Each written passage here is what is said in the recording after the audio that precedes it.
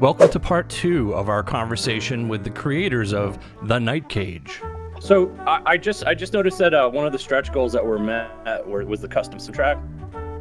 It is not a stretch goal. The soundtrack is part of the what used to be the All-In pledge, but again, Demand has created a much more elaborate experience for people who really wanted it, and we've been blown away by that.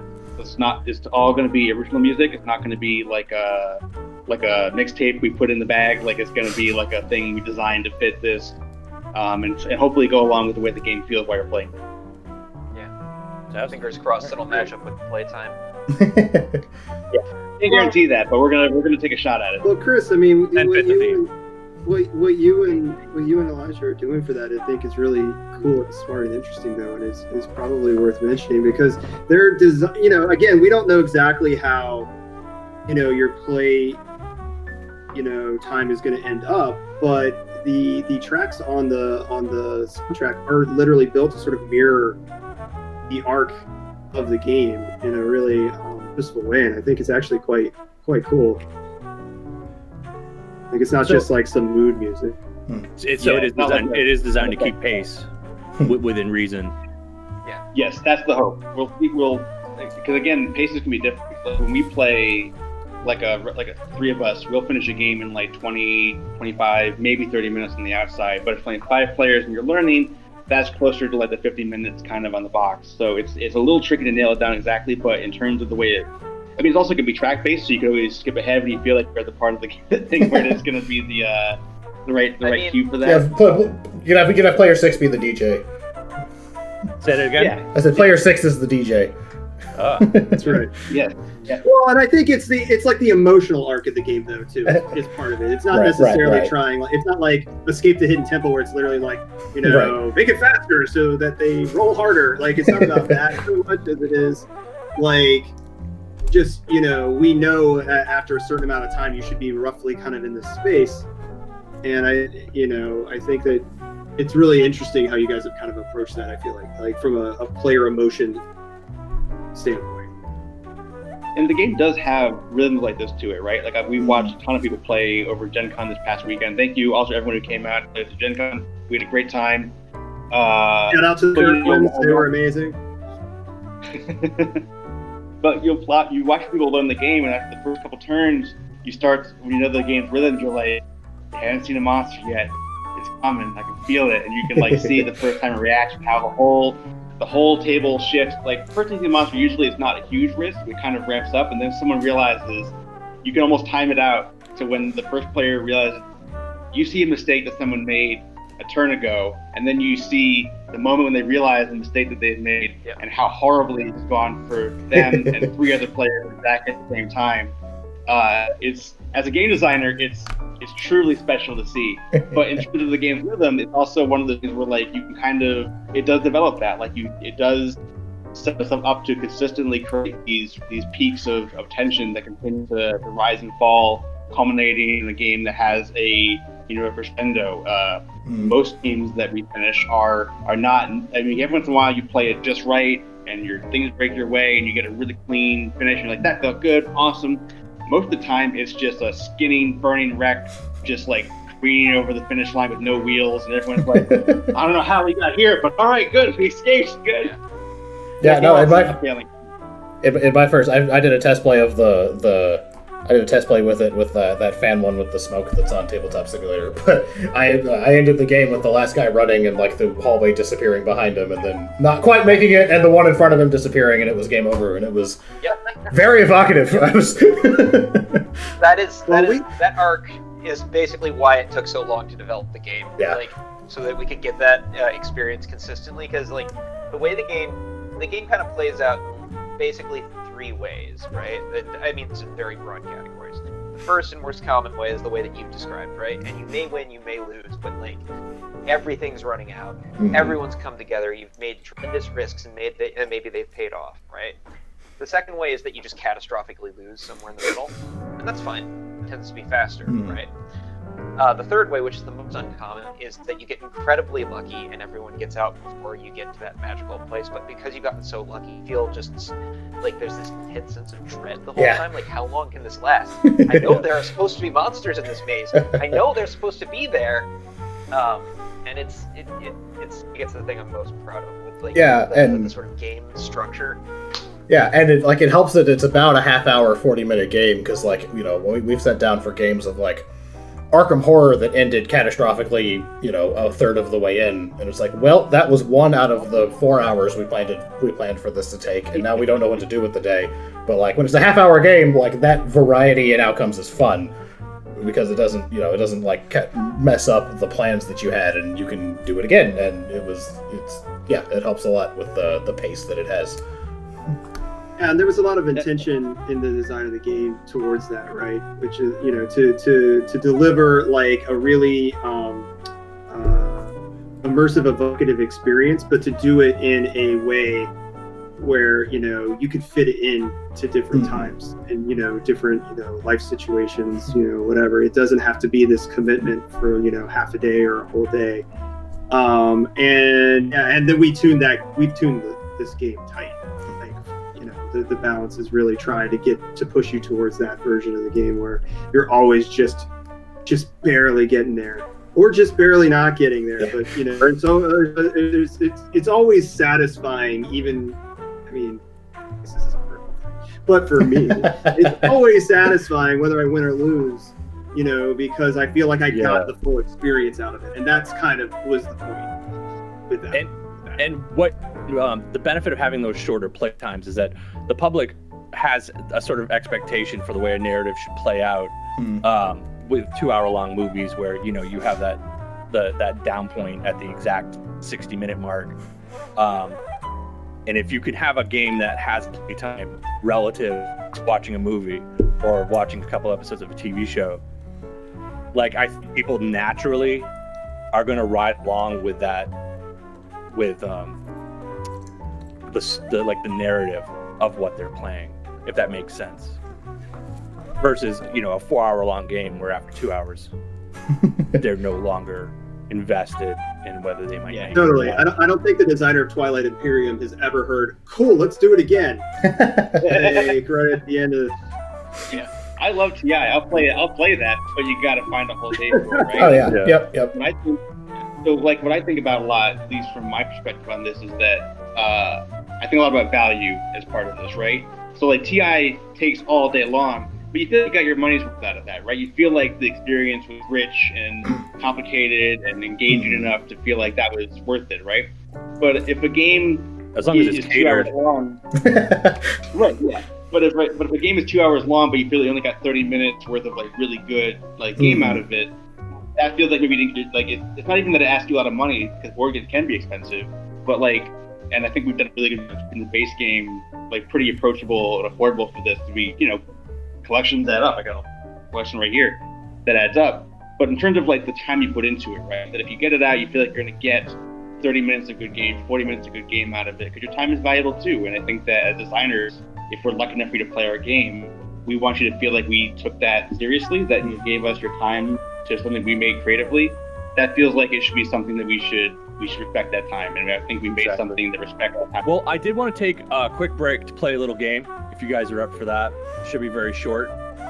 It's a little game I just made up. Working title is Retch Goals. So what we've done is we've come up with the titles for some fictional expansions for the Night Cage. Now, the Night Cage does seem like it's the first participle of a full sentence. That was the entire impetus for this. So we're going to read off titles for these fictional expansions for your game. All you have to do is tell us the name of the expansion's custom prisoner. Okay. So I'm going to read the first one. So your first expansion is the Night Cage was subjected to those bees. Who would be the custom prisoner of that game? It's Nick Cage. People told us that they think they have Nick Cage. I think Nicolas Cage is the prisoner. And he has a custom nerve action, not the bees. That is correct. All right. The prisoner would be the American thespian Nicolas Cage. All right. Our second expansion is called The Night Cage Enjoyed a Pretty Sweet Christmas. Light Cage enjoyed a pretty. The Night Cage. It's all the Night Cage, but the Night Cage enjoyed a pretty sweet Christmas. That game you designed, Chris. Remember? Yeah. I'm going through that list. I'm gonna say that's. Oh man, the custom prisoner in that. Maybe Tiny Tim.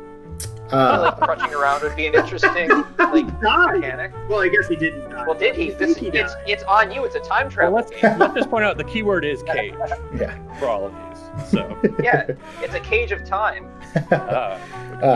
Well, I think more literally than that, Chris. I mean, I remember Christmas. It's like every year. It seems like It's also Nicolas Cage to Cage. me. Are they all Nicolas Cage? oh well, for this one, your time is up. The answer to this one was vigilante superhero Luke Cage. Oh, Luke Cage. Okay. Oh. whose catchphrase was "Sweet Christmas." Yeah. Okay. You all should have really been the one that got that one, I think. Thanks.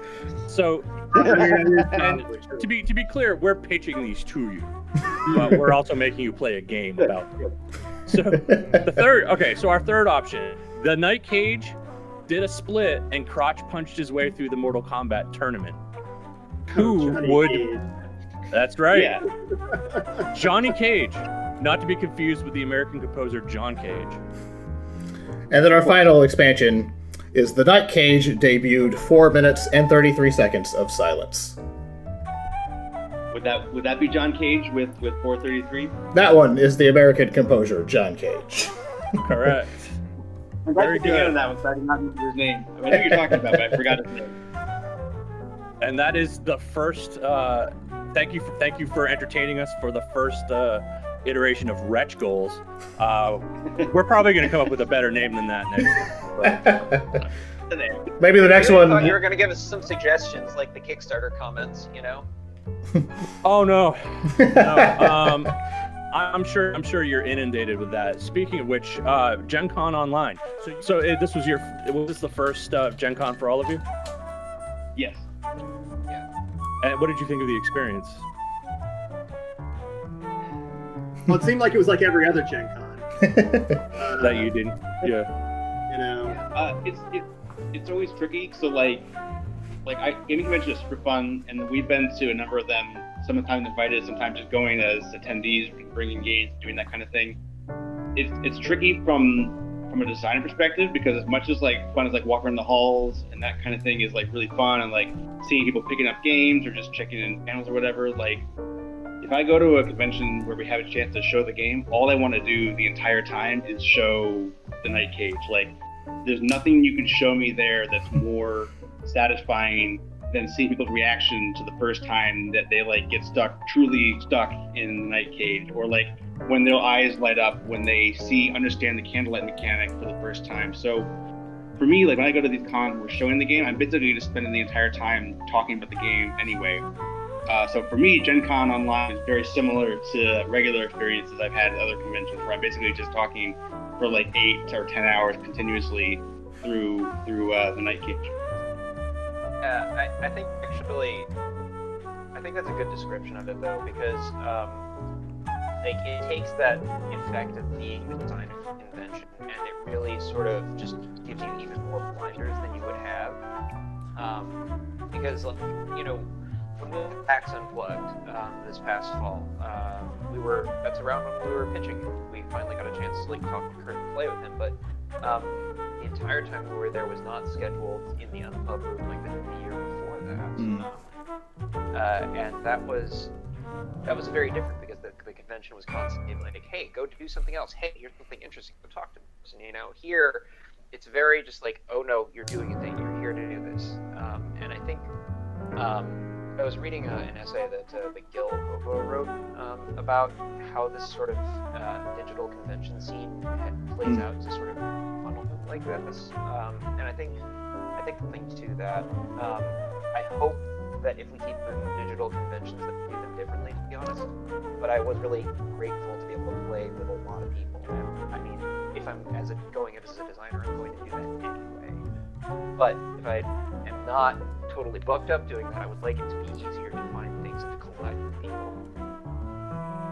to not have to teach them how to use tabletop simulator. I bet. Yeah. Or download it, because that's something we had to do. I would. All I of would. us separately who weren't playtesting together. So, did you encounter a lot of? Well, step one, open a tabletop simulator. Where do I find that? We- What is that? we encountered some. Go to Google and type in Steam. Oh, good. I mean, it was definitely like I didn't have that bad. you gotta download Steam. Oh, he gave up. He No, left. I mean, I've, In fairness, it's a learning curve for everyone, and obviously, like, you know, we're here to help and do this kind of thing. So we're glad people came in the first place to try and play the game. But it was definitely a learning curve for a lot of people in trying to figure out what they would need to do to participate in Gen Con Online. Yeah, and in fairness to these players that we're talking about, like, I actually don't think that's really all on them. Like, you know, it is on the part of the convention to make sure people like clearly understand that stuff, Mhm. and clearly do not. I mean, It's a little on. yeah, I'm curious about how many more digital conventions, you know, we're gonna have before this lets up, and if this will be a thing after the pandemic is done, because a lot of people will now know how to use these programs, though. You know, like I think That's true. this is kind of the moment where we either see programs like Tabletop Simulator really becoming a big thing for the community, or it's just sort of a flash. And I mean, I can see the value of online convention because you can honestly do them a lot more. I actually think the weirdest thing is that we're calling them conventions. I don't think it's that Yeah. we're doing them and that we're finding ways for players to get together, you know, digitally and share these things and play new games and do all of that. But like to try and like kind of, you know, poorly fit into the mold of what like a convention is and the expectations that come with that. I think that I'm interested to see if it kind of can grow to its own Right, and it makes sense that kind for of the offshoot thing, right? Like, and so we still have conventions, but we still keep doing this. I don't know if we call them playathons. I don't know what the heck they end up being or what the right name for them is, but there is a bit of a different. The experience it promises is different, and in some cases probably even better because, as we've said, you have specific things you're going to do, and you're very focused, and the distraction removed. I think there's something really cool to that. I think though that when we name them conventions, we set up a series of expectations around them that aren't necessarily true to that experience. and it makes sense. We're from a as we're- paradigm that's not. Yeah, and we're trying to replace the experiences we don't get anymore. So it makes sense that we kind of start from all these like kind of like skeuomorphic digital recreations of convention halls. Like, you know, I did Otakon online last weekend, and they had Twitch channels that were panel rooms, and you know, it was like, how can we just map this onto internet things? And I think that'll help us start, you know, and help us see like what are we really missing, what can we replicate, and then what else can we do, and it'll be interesting to see where and if it grows from here. Yeah, and I think like, you know, a really good like example of that too is when we started switching over to smartphones, and everybody, you know, Apple is making like, oh, the Notes app looks like a piece of paper and like your handwriting when you're typing into it, and a lot of that was just to give people like heuristics to figure out how that new thing worked. So I'm not saying there's no value to that, but I think like if this stuff sticks around, I think it's going to evolve into its own thing, and I think it'll be great because it'll give us a lot more options. Great. Well, accessibility too. Like, oops, sorry, go ahead. Oh, go ahead. I was just to say, I think like, you know, sometimes going to cons can be expensive. You know, travel and lodging and food and just even tickets. And the idea that like, oh, I could do a digital con where I can try a bunch of things and it's like a few bucks, you know, for people who are maybe outside of easily accessible things, people who don't have the income to travel on top of buying board games, it's a nice way to kind of socialize in this space. Or even people with like, you know, health issues or disabilities where it's not even like an income issue, it's that like, how do you go and move through a sea of people, you know, or, you know, maybe these things don't like make it easy for you to get around. I mean, there's a lot of really, you know, nice advantages to being able to give people access to that, for sure.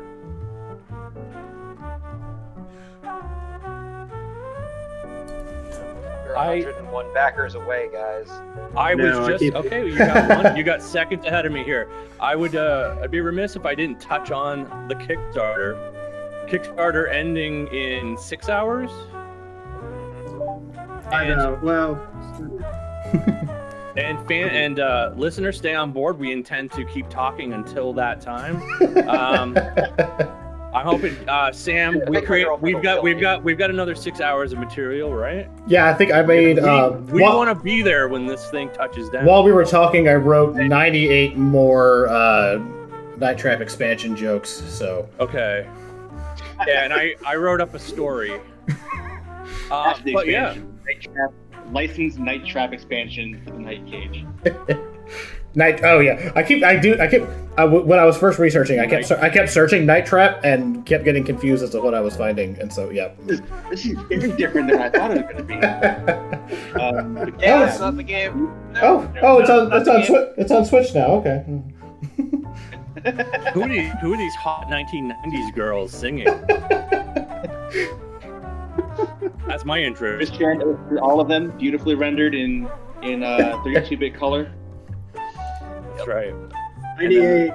And then the Sega CD crashes. And then you start all over again. Yeah, not the Sega CD. No, it's the Sega CD. Well, anyway, back to the Kickstarter. Yeah. So yeah, We're on the last stretch. Any updates, Chris?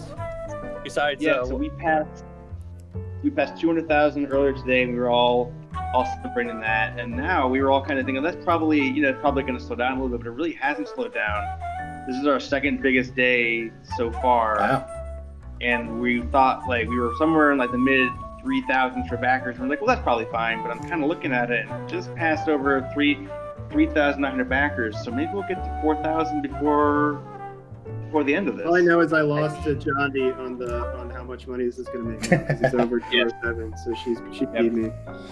It's a good thing for you to lose, Ross. I'm glad you lost. It's a bet. I don't know. I'm a sore loser, but yeah, I'm happy. I'm happy. Now, I personally don't follow Kickstarter a lot. I don't get into it that much. So I mean, you guys so far have pledges equivalent to 250 times your original goal. That's not common, I'm assuming. Yeah, it's I mean, Doing all right. We're doing well. It's a lot better than I think we expected going into this. Like I thought when we started this campaign, we'd be lucky if we got 90,000. Because I thought, oh yeah, weird sort of like horror cooperative tile placement game. Like, we'll get some people who are really into it, and then everyone else will be like, nah. And this response has really taken me by surprise. Well, it's a fantastic outcome. I mean, you met the goal in around 2 hours, right? 90 I think minutes. it was like An hour and a half. Yeah. So, I mean, you met the goal in around the same time it would take to just go into a bank and request a loan. So, that's pretty awesome. Pretty much, yeah. In fairness, this is not out of nowhere. We had been we were not necessarily planning to do a Kickstarter originally, but we had been kind of building a bit of audience, going to conventions and talking to people, and obviously working with Kurt. There's longtime fans of Smirk and Dagger who are interested in this, and it's not just a thing we put together overnight. We worked with a lot of people who had knowledge and experience to bring to this to help make sure it's successful and stay on track. I don't know how you do a Kickstarter alone. I don't think that it's possible. Like, this has been a team effort all the way through to try and make this as strong as it could be. Do you feel like your professional skills and ability to promote the game, do you think that really added like a nitro boost to It didn't hurt. Yeah. I like to think so. Yeah, I think that we definitely like helped that along a lot, and I think a lot of it was in the beginning. But I really have to give Kurt a lot of credit here, and John D. And they've really done a lot to promote the game in the midterm, and I think that they've managed building this up, and more importantly, have been able to really take the initial success of the game and then just throw gasoline on it. That's the thing that I think is really impressive here. And probably one of the clearest examples would be the video, which Yeah. I mean, we worked on storyboarding and concept in that with Kurt, but we bring a lot of experience for like doing video production and animation to this, and we were able to just work with a really talented animator. We knew we had to have we wanted like a certain level of voice production and sound quality to it. And I think just having like an expectation from our professional lives and how we wanted to approach it and what we wanted to get out of it did help that like parts of it, like the video, become stronger. So people owed us favors. That didn't hurt. Big professional. They didn't owe us. Good use of They office. did us. Good cashing in on office politics. Right, there you go. There you go. I think the other thing that we did, like, that I think has paid dividends, like, long term, it was smart. And I this isn't necessarily like our professional expertise per se, but I think the reason we approach it this way is because of what we do for a living. Is we entered like a lot of design competitions, Yeah. and like awards are a very big part of advertising when you're creative, and so we were sort of accustomed to thinking about things that way, and so I think that helped us get a lot of kind of early visibility. It helped us build a small but very interested fan base. It also helped us just like our name get around a little bit in the publisher community. Like, so I think that like we got a lot we got more out than we put in on the design award front, and I think it's something more more designers who are sort of starting out, even if it's not your first design, but just if you haven't quite felt like you've reached the success or attention you want, like it's a really good way to achieve that. Yeah, I think to add on to that point, I think design competitions are a really useful deadline and sort of litmus test of like how well are you pitching your game, how well do you understand it, because they're going to ask you hard questions, right? And if you can't answer those questions, then the game probably is going to not be in a good position to pitch to a publisher, or even harder, a Kickstarter. So those things really help sharpen up that sense of what are we trying to do here, and give you a time limit on it, which is the thing that keeps a game from I think without design contests, getting this game to this point probably would have taken twice as long. yeah. I think that's fair. It gets you out of your headspace too, right? Like, it's easy to just design a game on your own and just kind of mess around with it, but when you have something like that you're going towards, whether it's a publisher pitch or a design contest or some kind of goal, it forces you to like look at what you're making and like define the edges. You know what I mean? It's like, okay, well, there's this thing over here, no, but it's this. Like, as I'm talking about and trying to explain it, I actually get a sense in my head, or a sense of what it is in the actual world, not just inside. Yeah, and then when time's up, your gut kind of, you have to pick, if you got a deadline, you got to put something out, and, usually your gut kind of already knows what the correct thing is, and it kind of helps get you out of that infinite editor headspace that you can get into on your own creative projects. Or even more helpful, you put it out there, and you realize after it's didn't change anything, you did everything wrong. And I'm not even joking. Like, that's actually a super helpful experience. Yeah. And I think the first couple of contests that we submitted to were kind of that. Like, oh no, we put this out there, we were rushing, and no, that's wrong. Oh, that's very wrong. We've done this, we've set ourselves up for failure. So the next one, let's do it right, All right. Well, I don't know what contest you were entering. We won all of them. what's that? You won all of them. No. Sure, Ross. Sure, we won all the contests. We won most of them. Anyway, We did very well, but He's going to contests you guys aren't. all the contests he entered, he won. Yes. He's having his own contest and winning all of them. Well, congratulations on the success so far. This is a great first product. You said, as you said, Chris, you guys don't know if you're going to work together again. You might not.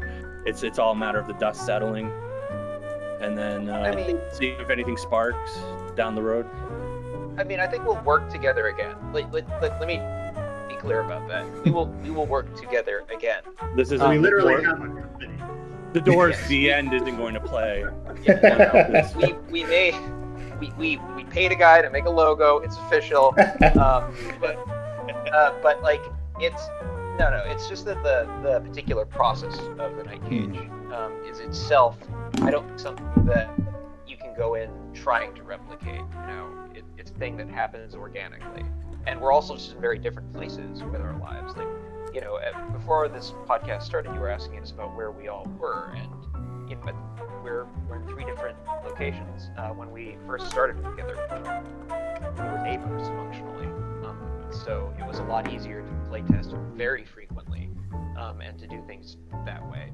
Now, I mean, we can of course do that online, but it's different, and we're not always going to have the chance to sit down and have a long lunch and just come up with a game idea the same way. So at the moment, no news on anything you guys might want to try to work on in the future. Nothing in the pipeline.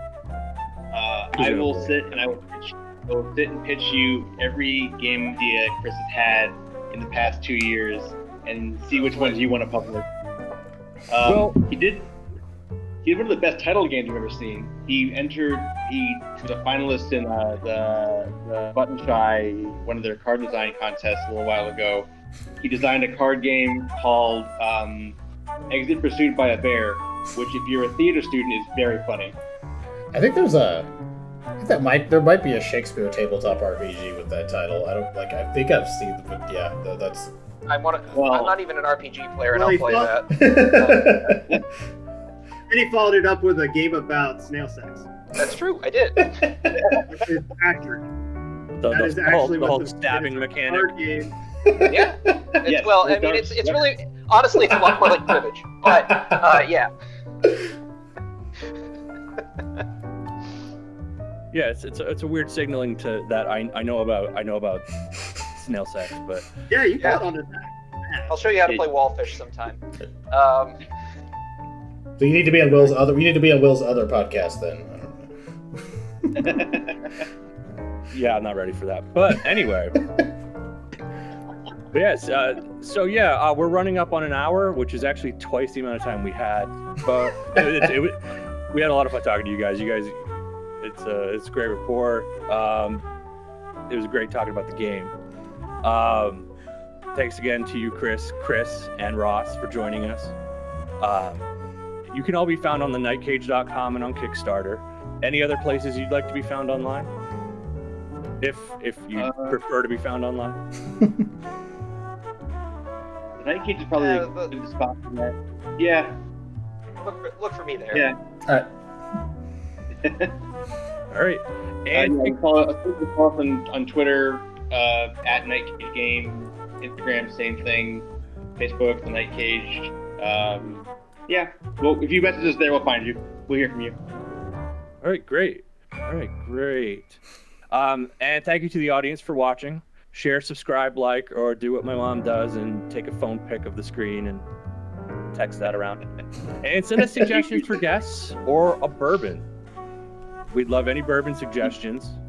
Until then, be safe, wear that mask, and see you next time. Thanks, everybody. Take care.